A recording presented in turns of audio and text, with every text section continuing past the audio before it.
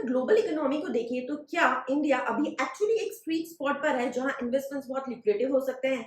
ये आंसर देने के पहले आपकी स्क्रीन पर दो चार्ट्स हैं वो देख लेते हैं। ये दो चार्ट है निफ्टी 50 के। फर्स्ट चार्ट है निफ्टी 50 5 डेज का, जो ये दिखा रहा है कि 5 डेज में निफ्टी 50 ने रिटर्न दिए है 1.73% के।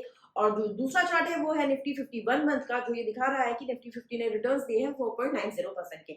अब इंटरेस्टिंग बात ये है कि ये 1 मंथ वही मंथ है जब इंडिया और पाकिस्तान के बीच में वॉर हुआ और चीजें बहुत ज्यादा टेंस्ड हो गई थी। नाउ अब सीज फायर हो गया है। बिगर क्वेश्चन इज कि इंडिया पाकिस्तान के बीच में जो टेंस सिचुएशन हुई थी और अभी सीज फायर हुआ है, मोमेंटरी होल्ड हो गया है, बट इसका इम्पैक्ट निफ्टी 50 की परफॉर्मेंस पर क्यों नहीं है? जो मीडिया में आप ज्यादातर इसके रीजंस सुन रहे होंगे वो यही होंगे कि the first and the foremost कि यूएस और चाइना के बीच में ट्रेड वॉर चल रहा है because of the tariff rates, and इसका जो सबसे ज्यादा बेनिफिट मिल रहा है वो इंडिया को मिल रहा है, इसलिए इंडियन मार्केट्स बहुत अच्छा कर रहे हैं। तो मैं आपको बता दूं कि बहुत पहले टैरिफ वॉर चल रहा था वो ऑन होल्ड आ चुका है, क्योंकि यूएस ने 90 डेज का पॉज लगा दिया जो टैरिफ उन्होंने इम्पोज किए थे उसके ऊपर, एंड उसमें जो रिटेलिएटरी टैरिफ लगाया था चाइना ने उसने भी वो पॉज कर दिया है। एंड मोर ओवर जो यूएस और चाइना है वो एक म्यूचुअली अग्रीड टर्म्स पर आ रहे हैं in terms of tariff. Now coming on to the second reason जो आप सुन रहे होंगे कि इंडिया और यूके के बीच में जो FTA free trade agreement sign हुआ है उसका बहुत ज्यादा बेनिफिट इंडिया को मिलने वाला है और उसकी वजह से ये मोमेंटम है। डेफिनेटली उसका बेनिफिट इंडिया को मिलने वाला है, हाउएवर उसमें अभी कुछ नेगेटिव्स भी आ रहे हैं कि जो इंडिया है वो जो गुड्स एंड सर्विसेज एक्सपोर्ट करेगा यूके को उस पे कार्बन टैक्स लगेगा, जिसकी वजह से इंडिया जो है वो एक बैक फुट पे जा रहा है, मतलब उसको एक जो बेनिफिट मिलना चाहिए उतना नहीं मिल पाएगा इस फ्री ट्रेड अग्रीमेंट का। अब अगर बात करें यूएस और इंडिया के बीच में होने वाले बीटीए यानी बायलैटरल ट्रेड अग्रीमेंट की, तो उसमें भी बेनिफिट्स होने चाहिए, वो नहीं हो रहे हैं और इसी वजह से नेगोशिएशंस चल रहे हैं और अभी कुछ भी फाइनलाइज नहीं हुआ है in between India and US. Lastly अगर हम बात करें कि आपको जो रीजन सुनने को मिल रहा है वो डेफिनेटली ये होगा कि जो फॉरेन इन्वेस्टर्स है वो बहुत ज्यादा पैसा इंडिया में लेकर आ रहे हैं और इसकी वजह से इंडिया को बेनिफिट हो रहा है। जो एफआईआईज है वो बहुत पॉजिटिव है इंडिया के लिए, but the bigger question is कि वो पॉजिटिव है that is good, but what is the reason of this positiveness, right? तो क्या मैं आपको ये कह रही हूँ कि ये जो रैली है ये सस्टेनेबल नहीं है या इंडिया अभी एक स्वीट स्पॉट में नहीं है इन्वेस्टमेंट्स के लिए? इस क्वेश्चन का आंसर देने के पहले अगेन मैं आपको आपकी स्क्रीन पर दो चार्ट्स दिखाना चाहूंगी।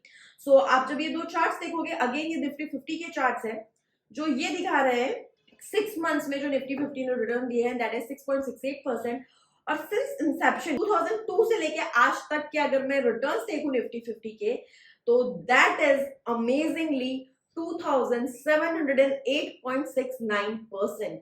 What does it show, what does it mean कि इन पूरे सालों में 2002 से लेके आज तक बहुत सारे अप्स एंड डाउन्स आए होंगे, कोविड भी आया, बहुत सारी वॉर्स हुई, बहुत सारे अटैक्स हुए, बहुत कुछ हुआ, but long term investor has always been a winner, क्योंकि इवेंचुअली ये सारी चीजों से ऊपर उठ के निफ्टी ने बहुत अच्छे या इक्विटी मार्केट ने बहुत अच्छे रिटर्न्स दिए हैं।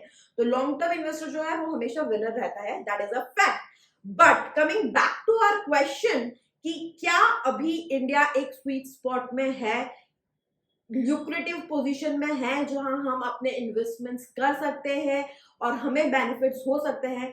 So let's analyse it further, dig it further. Before that please if you have not yet subscribe my channel, please do subscribe pressing subscribe and bell button below, and do like and share if you like the video, and also comment below। and आप comment करके मुझे बताइए कि आपको ये video कैसा लगा, आप अगले वीडियोस किस टॉपिक पे चाहते हैं, what is your view about the quality of the video, about the quality of the topic, what is your say on the topic, please do communicate. Now let's get started with the video further. आपकी screen पर एक chart है जो ये बता रहा है कि आईएमएफ के डेटा के हिसाब से जो टॉप 10 बिगेस्ट इकोनॉमीज है वर्ल्ड की उसमें इंडिया 4th पोजीशन पर आ रहा है। मैं आपको बता दूं till last year India was at 5th position और वहां से अब इंडिया आ गया है 4th पोजीशन पे। एंड डिस्पाइट दिस रैंक मैं आपको एक और चीज बताना चाहूंगी, India is a big country we all know. अब इंडिया के जो डिफरेंट स्टेट्स है उनका जो जीडीपी है वो वर्ल्ड की कौन सी कंट्री की इकोनॉमी के कंपैरेबल है वो डेटा आप जरूर देखिए, you would be really amazed. आपकी स्क्रीन पर चार्ट्स है, so you can see Maharashtra GDP is almost equivalent to Austria, Gujarat almost equivalent to Singapore, UP equivalent to Philippines, West Bengal, New Zealand, Madhya Pradesh, Ukraine, Kerala, Slovakia, Bihar, Sri Lanka, Chandigarh, Fiji, so even Tripura is equivalent to Bhutan. So if you talk about any of these states of India, world की कोई ना कोई economy के equivalent उसका GDP है, which is really amazing, right? Now despite all these facts कि India ने already इतनी अच्छी ग्रोथ अभी कर ली है, आईएमएफ को इंडिया के फ्यूचर के बारे में क्या लगता है, which is not based on a single fact but multiple studies which is done by IMF, जो कि वर्ल्ड की बिगेस्ट मॉनिटरी एजेंसी है. So based on different surveys conducted by them, as per IMF report, जो growth rate होंगे 2025-26 के लिए जो project किए जा रहे हैं, उसमें India would be the leader. अगर ओवरऑल वर्ल्ड हम देखें, अगर 3% से ग्रो करेगा तो इंडिया वुड ग्रो बाय 6.3%, मतलब जो जीडीपी की हम बात कर रहे हैं. And if you compare it with China and USA, then also it would be much higher. So definitely हम कह सकते हैं कि इंडिया एक स्वीट स्पॉट में है. अगर हम पास्ट ग्रोथ देखें तो उस केस में भी आप देख सकते हो different advanced economies, US, China, India has been a leader. जो मैंने आपको निफ्टी 50 का डेटा दिखाया, आपने जो देखा कि सिंस इंसेप्शन 2002 से लेके आज तक निफ्टी 50 ने ऑलमोस्ट 2000% से ज्यादा के रिटर्न्स दिए हैं. ये जो टाइम था इंडिया का, इस टाइम पे India was a developing economy. There were lot many challenges which India was facing. आज उन सारे चैलेंजेस, उस फेज से definitely India is in a much better position. तो अगर आज से हम नेक्स्ट 20-25 इयर्स देखते हैं तो डेफिनेटली जो पास्ट वाले 20-25 इयर्स है उससे बेटर पोजीशन में इंडिया है. सो डेफिनेटली जो पास्ट में रिटर्न्स दिए हैं निफ्टी 50 ने, उससे कहीं गुना ज्यादा बेटर रिटर्न्स इंडिया अभी दे सकता है.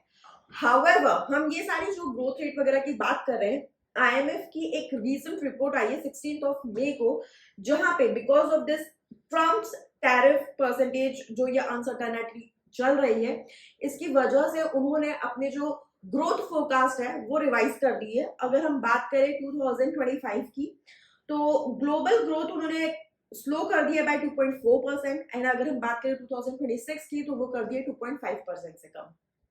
इसका इम्पैक्ट इंडिया पे भी आया है. डेफिनेटली इंडिया की भी कुछ पॉइंट्स से ग्रोथ फोरकास्ट जो है वो कम कर दी गई है. हाउएवर उस रिपोर्ट में भी आईएमएफ ने ये कहा कि out of all the countries in the world, the least impacted because of this uncertainties because of tariff would be India. और इंडिया अगर हम तब भी बात करें तो जो प्रोजेक्टेड मॉडरेशन के बाद जो प्रोजेक्टेड नंबर्स है, उसमें इंडिया फिर भी one of the fastest growing largest economy रहेगी.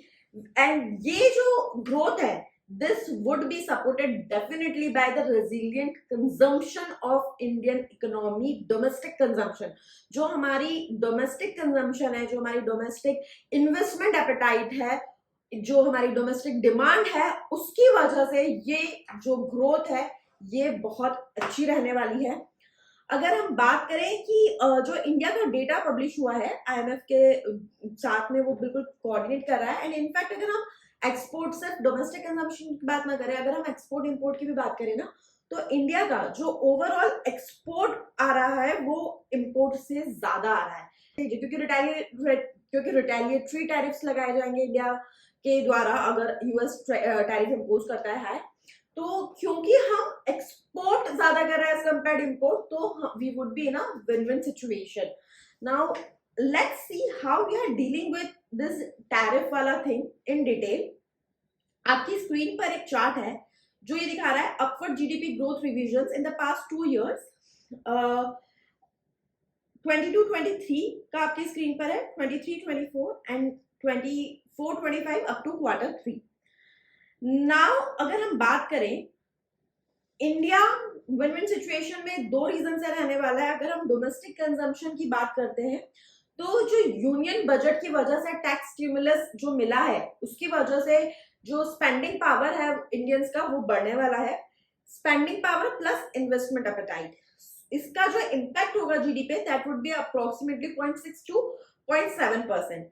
और इसके अलावा जो पॉजिटिव पॉइंट्स रहने वाले हैं, that is lower inflation, range bound global oil prices, lower borrowing rates and more liquidity in the system. ये जो lower borrowing rates and liquidity की हम बात कर रहे हैं, more liquidity and lower borrowing rates, ये because of the latest monetary policies or fiscal policies which are already announced by the government। तो RBI is totally working on this objective कि कैसे liquidity country में बढ़े, inflation under control रहे, लेकिन जो borrowing rates है वो minimize हो जाए ताकि लोगों का spending power, investment capacity बढ़े। इसके अलावा अगर हम जो ये ग्लोबल अनसर्टेनिटीज की बात करें, वो भी after 2-3 months definitely there would be a pause, and अक्टूबर नवंबर के बाद से there would be a very good momentum in overall economic growth as well। अब जो ये ग्लोबल टैरिफ वॉर है उसको कैसे इंडिया फेस करेगा, let's have a look at that.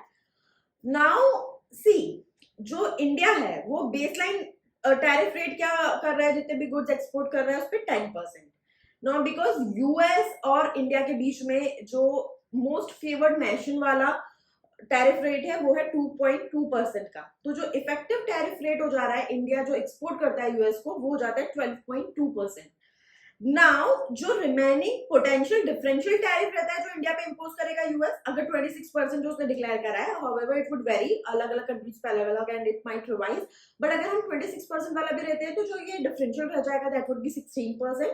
और एमएफएन को अगर हम कर लेंगे इंक्लूड, तो ओवरऑल जो इफेक्टिव ट्रेड वेटेज एवरेज आएगा दैट वुड बी 28.2%।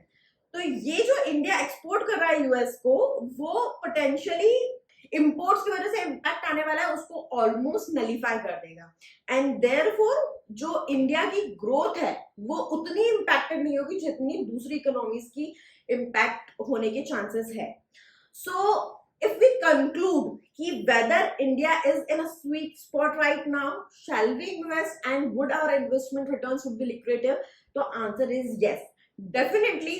हम अगर ओवरऑल वर्ल्ड की सारी कंट्रीज की इकोनॉमीज को कंपेयर करें, India is in the most lucrative spot right now and we are lucky, we are here. Definitely you should invest, but definitely ये जो ल्यूक्रेटिव पोजीशन है, ये जो स्वीट स्पॉट है, इसका इम्पैक्ट ना सिर्फ इक्विटी मार्केट पे but real estate, equity market, gold, silver, debt market, overall bond market, सारी एसेट कैटेगरीज पे आएगा। Therefore it is important you do your risk profiling, you identify your financial goals and accordingly you map your goals with the asset categories, किसमें कितना आपको invest करना है, because diversification is very important.